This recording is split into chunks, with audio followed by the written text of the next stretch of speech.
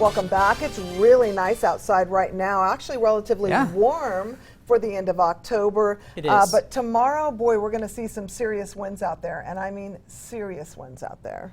I couldn't have said it better myself. You know, we're going to see gusts 40 to 60 miles per hour out there. You know, Feather River Canyon could even get a little higher than that for those wind speeds. But as we do look out there right now, it's still dry. So current fires, such as the Kincaid fire, will continue to burn due to those dry conditions. However, the wind speeds out here in Northern California are not too bad right now, calm in most places, in fact. As we look out at Williams Soaring Center, notice nothing but a sunny, clear sky out there as the sun begins to set. But as we take a live look out at Nelson, notice the grass out here. Usually when it's windy, we can really see that grass blowing around out there. But notice the grass is completely calm in this live image, so it is not blowing out there in Nelson.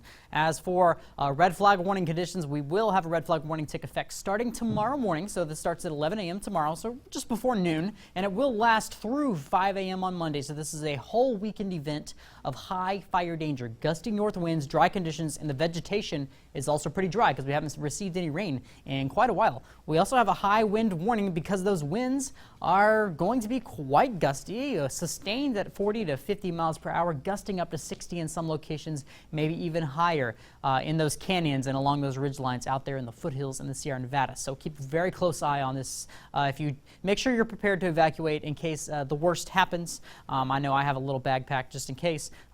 But as we look at the FUTURECAST of those winds gusts, notice they're not too bad once you go to Saturday morning. Once you go to Saturday evening, notice that bullseye in the valley. Winds do pick up in the valley, gusting in the 30s and maybe even 40s by Saturday night. As we go overnight into Saturday, on Sunday morning, that's when we're going to be seeing those strongest winds. Sunday morning, gusting almost 50 miles per hour in some locations in the valley, and that will last through your day on Sunday until we hit Sunday night, where the winds will finally begin to calm down. As for tonight and tomorrow out there in Siskiyou and Trinity County, we're looking like highs in the 70s and 60s out there, with tonight dropping into the 40s, but it will be avoiding freezing temperatures out there. And as for the Sierra Nevada and Modoc Plateau, looks like low temperatures out there will also avoid freezing temperatures for tonight, with highs in the 60s for many of you.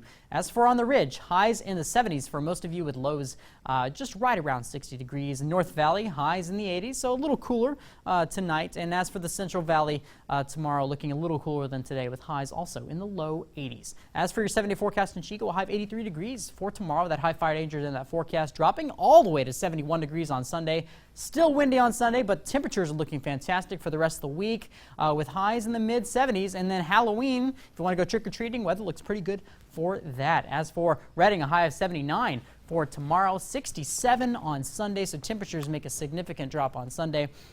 They still stay pretty cool on Monday, but they do warm back up into the mid-70s on Tuesday for Redding.